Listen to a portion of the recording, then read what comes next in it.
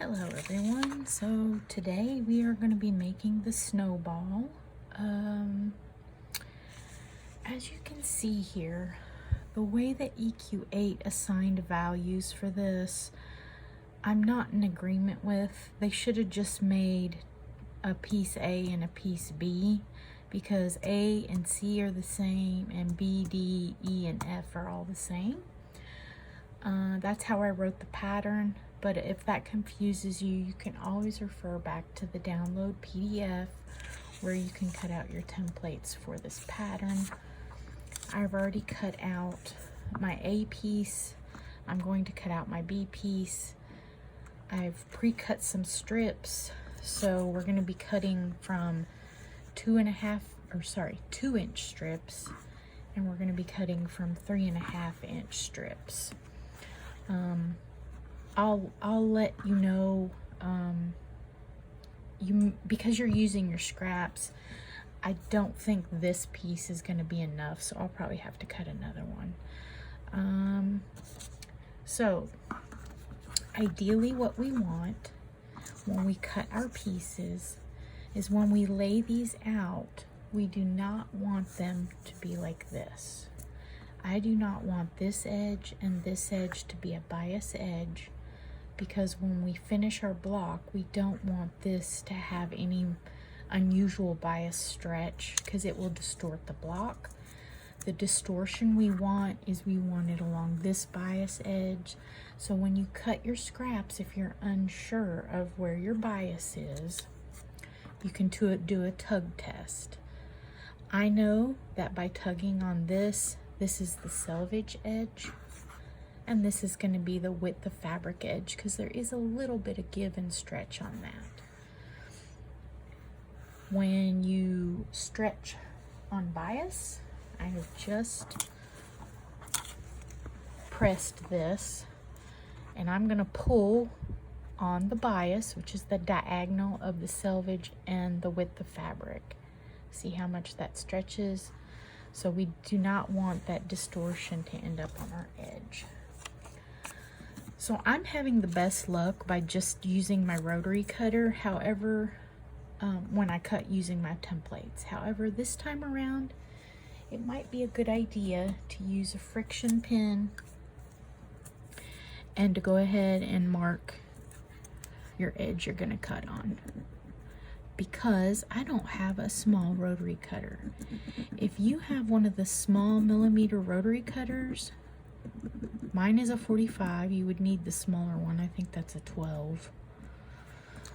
So I've got this already done, so now all I need to do is cut with my scissors. You're also going to repeat that for these pieces as well. Okay, so I have cut out this piece, and I want to be clear on this because I feel horrible.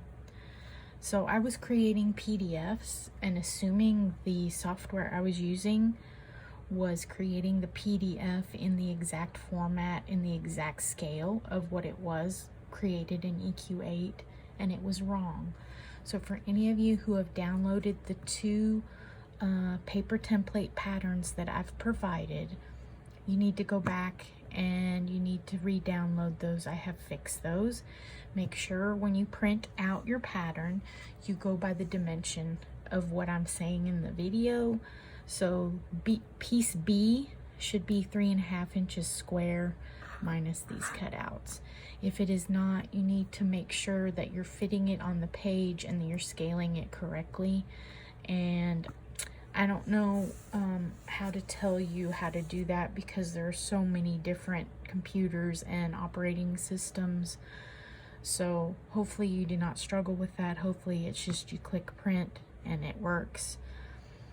I know that my last quilt along, for some reason, the 1-inch scale is missing from these templates, and I don't know what I've done wrong. I have no idea. But it's not there. So just make sure that this is going to measure 3.5 inches. If these pieces measure 3.5 inches, you can proceed. All right, so I have my, I don't know what you would call this, my curved piece. I'm gonna lay it on my 3.5 inch strip. I'm gonna go ahead and cut a 3.5 inch square to make this easier. So let me get this squared up.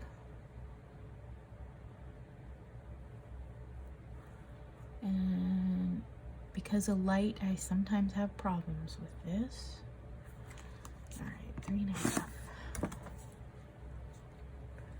So now I can just lay this on here, line up my edges, and then I had trouble even cutting this curve out with my scissors.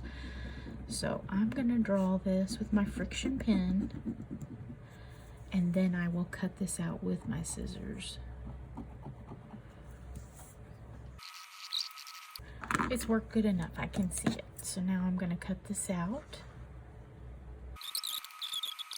Okay, I'm gonna repeat that on all 4 corners, and then I'm gonna give the tutorial on how to join this piece to this corner.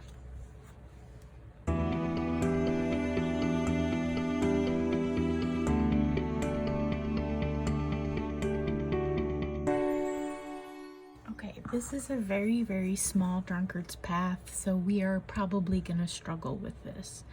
So I recommend marking the centers on the right side of fabric.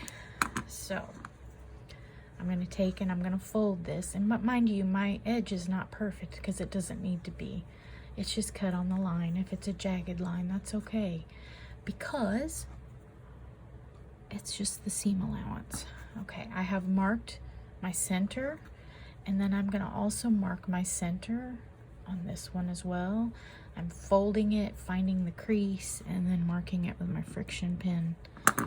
And I'm going to start by laying those 2 lines on top of one another, and then I'm going to pin. The success of this is you're going to have to pin. Now, for those of you who have never done a curved piece, I recommend starting from the center and working outward. When we get to the end, this raw edge and this raw edge should meet up. And I'm going to go ahead and pin that.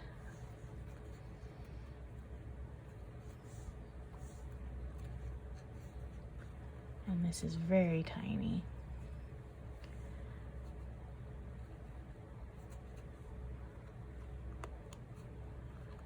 All right, so we have all of that fullness to stitch in there and to keep our 1/4 inch true. So let's head to the machine.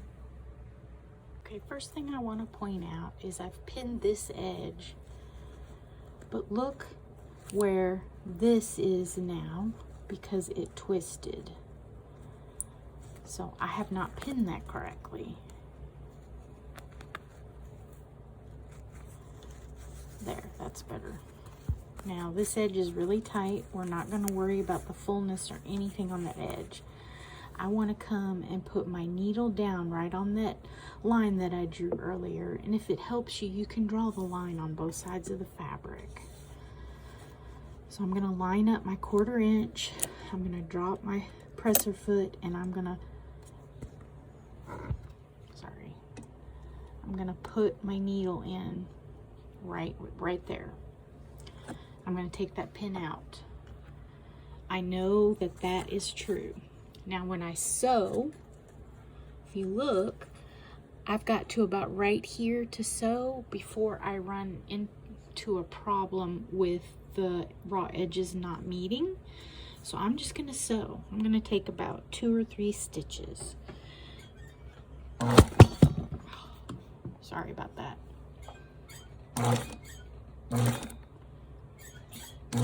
Okay, I'm going to leave my needle down. I'm going to raise my feed dog, and I'm going to work out the ease. And for those of you who have a purple thing, this may come in handy to use. And this is really fidgety because these are small pieces.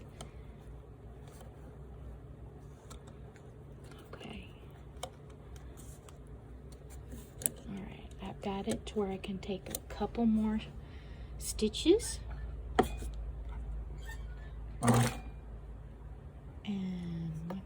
It came unthreaded, dang it.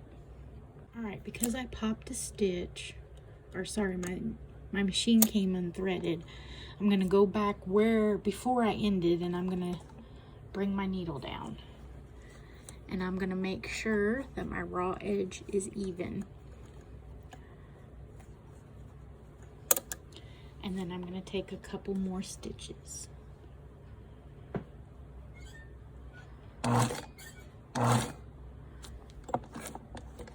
Okay, I can see that my edge is lined up all the way out here, so I'm gonna take a couple more. You're not looking back here and you're not looking up here. You need to look between your needle and about 1/4 of an inch out. And I just ran my flywheel. If you only need to take a couple stitches that way, do it that way.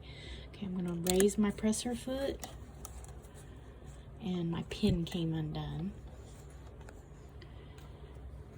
These pieces are small.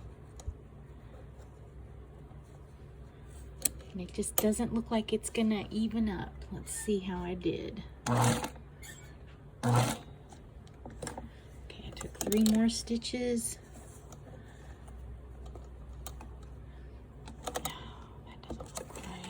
Okay, I got a pucker at the back.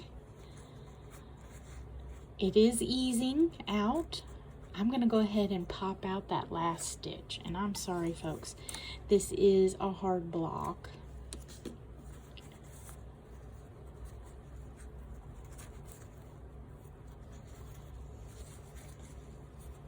I'm gonna move the excess out of the way, and then I'm gonna put in a pin again. Actually, I'm gonna pin the edge.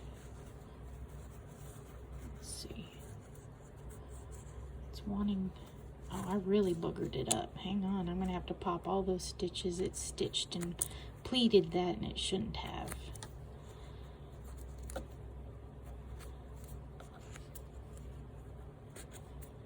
Okay, we're starting back at the beginning. Completely over. No pin. I'm just gonna lay my line on top of my line and start stitching at that point.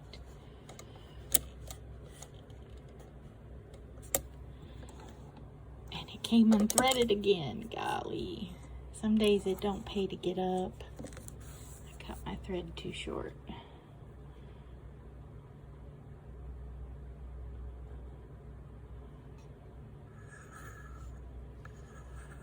All right, line.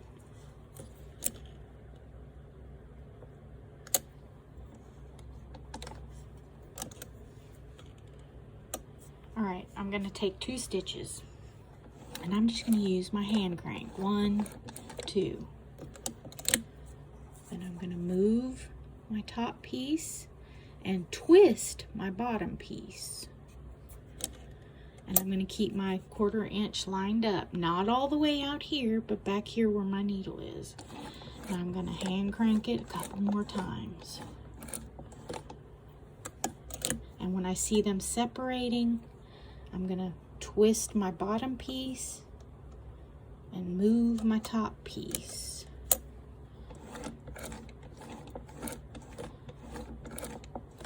All right, I see where my red is peeking out right in line with my needle, which is exactly what you want, because that makes a good pivot point for you to take a couple more stitches.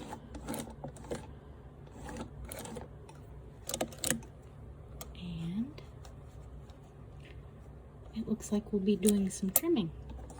All right, now I'm gonna sew off the edge. Let's see how I did. All right, no puckers on the back. You want to look for that. And when I flip this out, my edge is not lined up, so I may have done this wrong. All right, we're gonna go back to where we had our needle down before. At the very beginning on that line.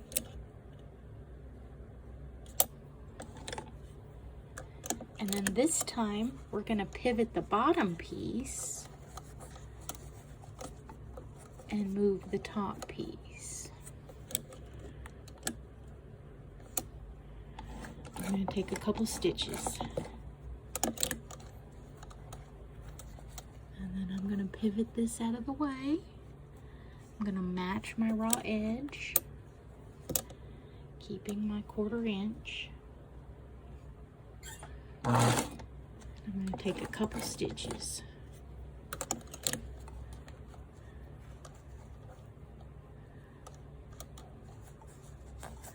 I'm bringing all the excess fabric out of the way. Okay, and I need to take about 1.5 stitches. Let's see. I want that. Go about right there.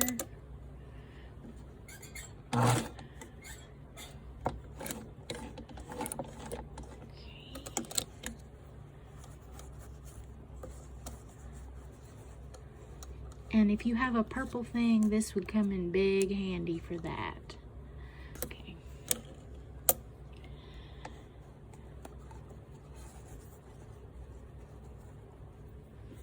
And it looks like the melons, or the Drunkard's Path moons, are bigger.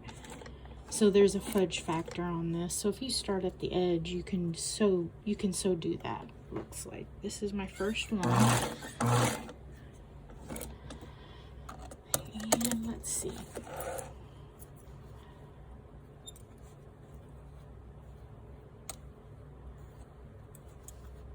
If you do not have your 1/4 inch seam allowance set correctly, this will not work. All right, I have no puckers, but by golly, it's gonna need a press. Even though I use starch, that's really a stress seam. So the next one, I'm not gonna draw a line. I'm just gonna line up my raw edges and see what happens. It looks like these melons are bigger, and maybe I cut that bigger. You could certainly do that. Cut this part of the melon and maybe leave maybe a little bit of an extra tail hanging off whenever you cut this out of your piece. That is how you sew one. I'm going to do one more, but this time I'm going to demonstrate by lining up the ends. Okay, this time I'm going to demonstrate it by lining up my raw edge here. Whatever method works for you, use it. And who knows, this might go better. All right, see where my red is peeking out right here. I want to stitch up to that point.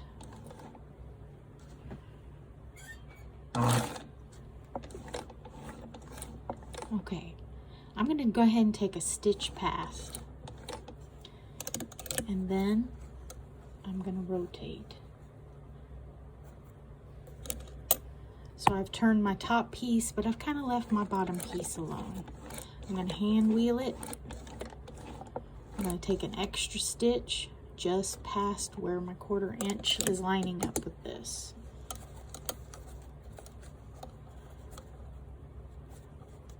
And I want to make sure there's no pleats on the underside. I could feel that my fabric was bunching up. I'm going to take a couple stitches.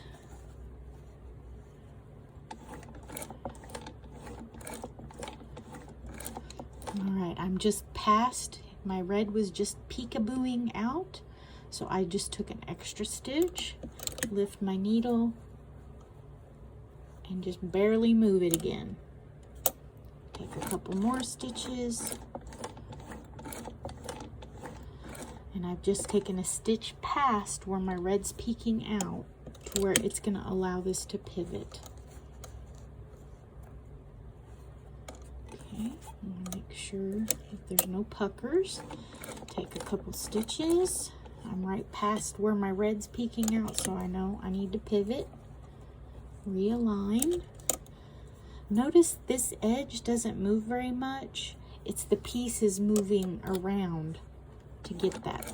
Okay, a couple more. And it may help you to lower your stitch length for this since we're sewing curves.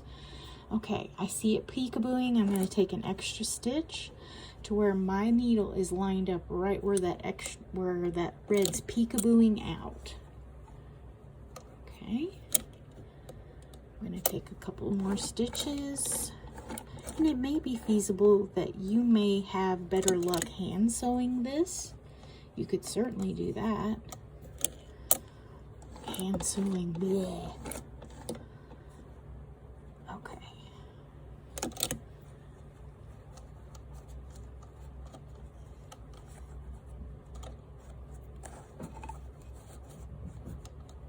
I'm making sure there's no puckers underneath, and I'm going to sew off the fabric. Now let's see how good or bad or ugly this is. Yeah, they gave us big moons for this. Alright. There's probably one spot in there that might be a little bit too, needs to be eased, so I'm going to flip it over and I'm just going to notch that out right here. I'm going to cut my fabric up to the seam line. This may or may not help. I guess we'll find out.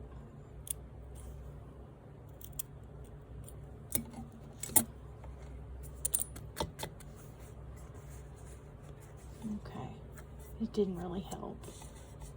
But again, maybe a good press will help this out. That's probably what it needs. I'm going to go ahead and sew another one of these and then show you how wonky mine is to let you know that it's okay. We know that this block is 3.5 inches, so, and we're not losing these edges, so that means we'll be able to trim this and end up with a perfectly fine block. Okay, quick note, I have just pressed this. It's a little bit fiddly right there, but it's not puckered and it's not creased. If it is, you can go on the back and pop a couple stitches and it'll probably be fine. I may go in and pop that one stitch and let that relax. But for now, I'm going to sew the other two.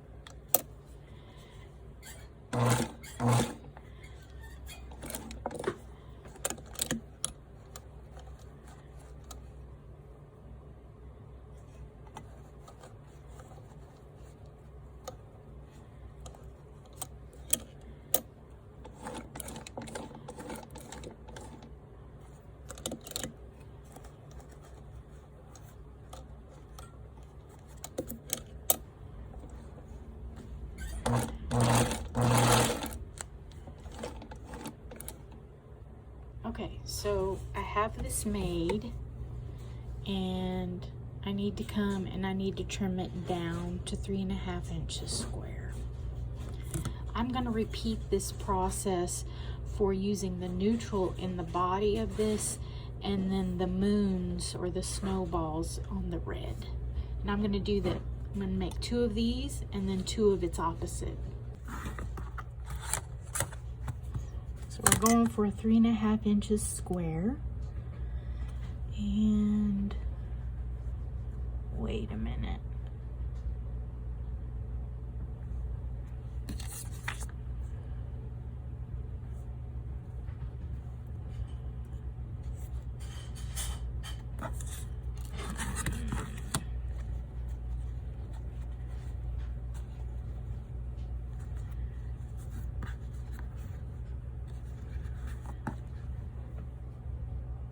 Okay, so by me taking an extra stitch, it drew this up.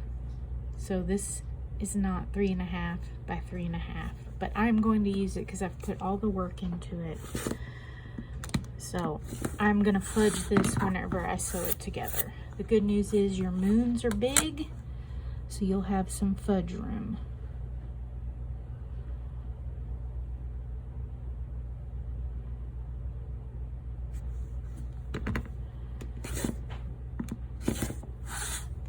Hardly perfect, but once this gets sewn in the block, it'll be fine.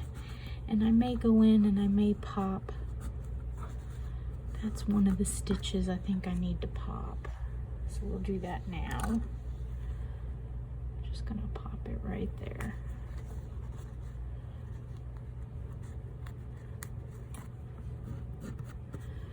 And I'm gonna go ahead and pop a couple here because it's not laying right.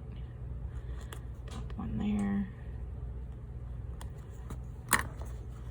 And then give it a little tug.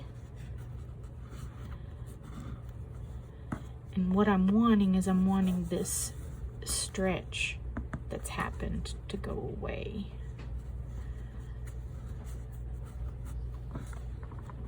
And I'm gonna take one there, pop that stitch.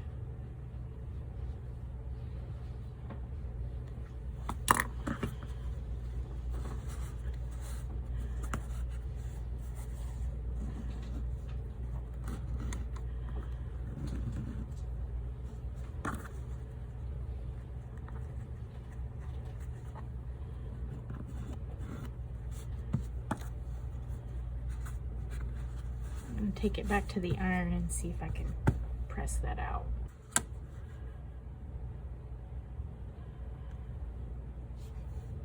Okay, popping those stitches actually did help a little bit. It's not perfect, but I still have a good 3/16 of an inch on 2 of the sides, and then it's almost perfect on 2 of the sides, so I'm gonna go with this. All right, so I have taken one of these templates and I have removed the seam allowance off from it. And I'm going to trace, this may help you, I'm going to trace a line to show my seam allowance. Let me do that on the wrong side of the fabric, not the right side.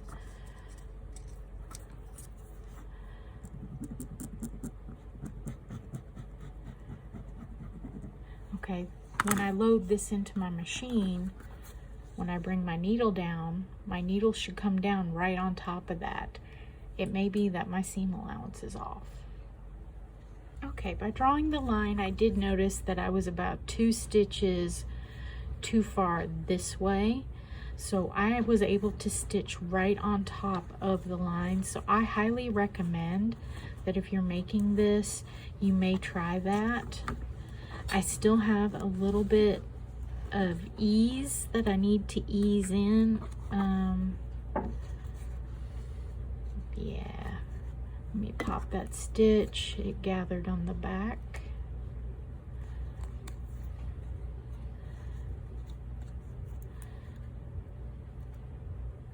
I'm gonna re-sew this.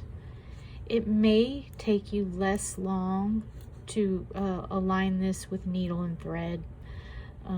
If you do not have good results after about your 3rd or 4th try, you may want to pick up the needle and thread and do this by hand. And that's totally allowable. You can do it however you want. All right, let me try this again. And this time, hopefully I won't get puckers. Okay, I got the pucker to go away. I'm going to pop a stitch.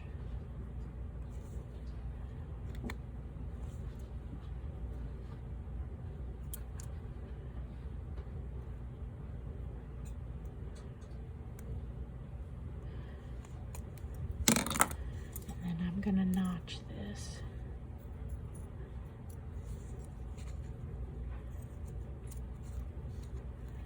Right at that problem spot. And I bet that took care of it. That's better. Now, ideally, we don't want the fabric to distort.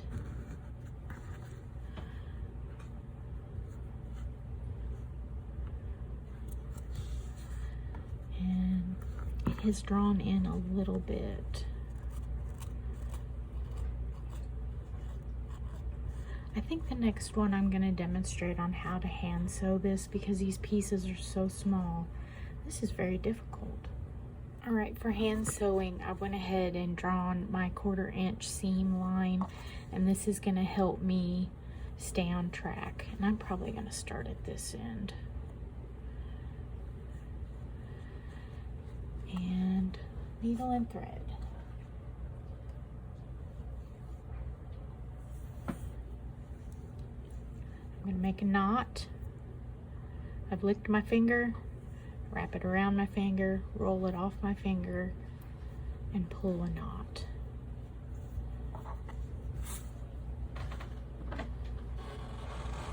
And then I'm simply going to go in and out. We're going to do this the old-fashioned way, like they used to do before sewing machines were invented. Take small stitches. Gosh, I'm way out of practice. Right on that stitch line.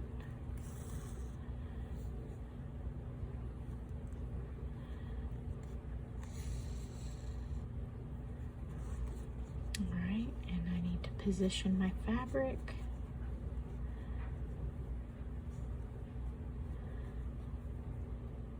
Without getting a pucker.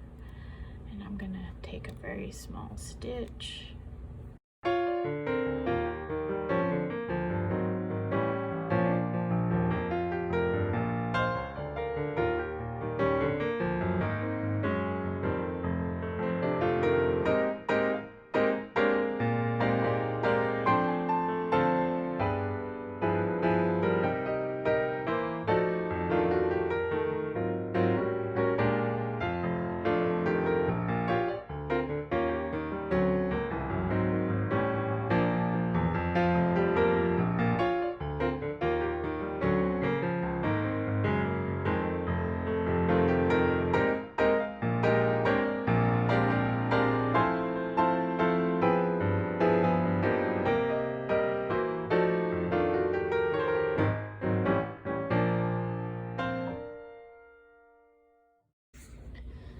So I'm having very good luck in putting interfacing actually on the back of my fabric for my half moons. This gives it a stiffness to where whenever I have my needle down and my presser foot up, it actually pivots correctly to where there's no puckering at all. And then I'm fringing the seam, cutting just little bitty lines up to the seam, and this actually is working really well. I still don't have lineup of my moons. It's about 1/8 of an inch off, but this is working better than my other ones, so I'm going to continue to use this. I'm going to recommend placing fusible interfacing on the back of your moons or on the back of your strip before you cut your moons. This is helping. Try it. If you like hand sewing it, do that. I recommend trying all of these options because we don't know what works until we try. And this is actually keeping its shape to where I'm still at the correct, I'm still at 3.5 by 3.5 on this part. So this has been the problem all along, which is interesting. I have not pressed this yet, but it's laying really flat for me not pressing it. So I'm going to continue to use the interfacing on my strips before I cut my moons. Okay, so I went ahead, sprayed this with a bunch of starch, and you can see how stiff this is now. And then I stretched it and pinned it to my ironing board, waited for a little bit of that starch to go in and relax the fabric, and I have pressed out all of the distortion except for maybe right there, but I'm okay with it. This is the one that I had tried to trim up and it wasn't trimming up, and now it actually is a true 3.5 inches from these edges. So I'm gonna go back and retrim this. This worked lovely.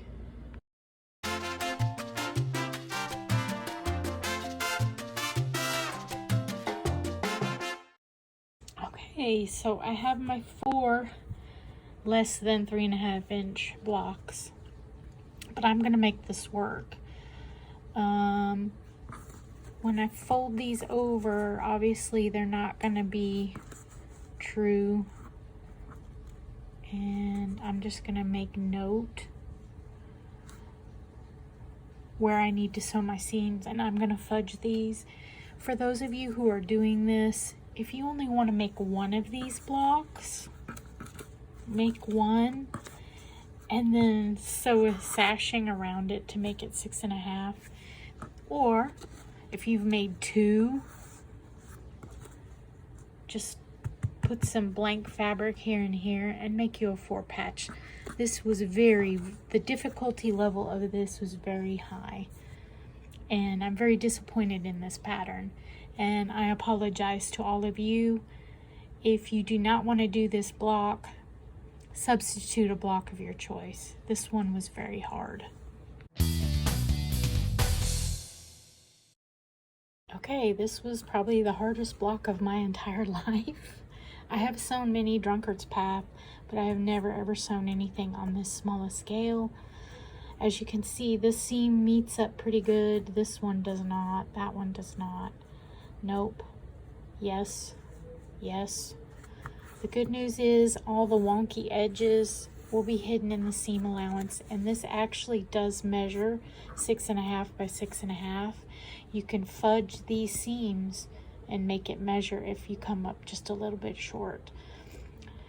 Thank you for joining me this week on this video. Again, I apologize. This is not the most user-friendly pattern. It kind of looks neat on the back. This was a lot of work. I have worked on this now for 3.5 hours. And mind you, I'm also filming and taking the time to take pictures and stuff. So hand sewing, you know, if that works. Interfacing, I think part of my problem was using a regular like moto fabric with a batik. The batik is thin, this is thick, and whenever I went to line up my edges, they won't line up, because when you're losing a bulk in your seam that it's greater than on this block than it is on this one, because this is thicker than this, the interfacing really helped, and I did not have as much distortion in the 2 blocks that I did use that on. And one of these I did not even have to block with pins and starch, and it was this one. So this one actually turned out really good. It was my last block, so practice makes perfect.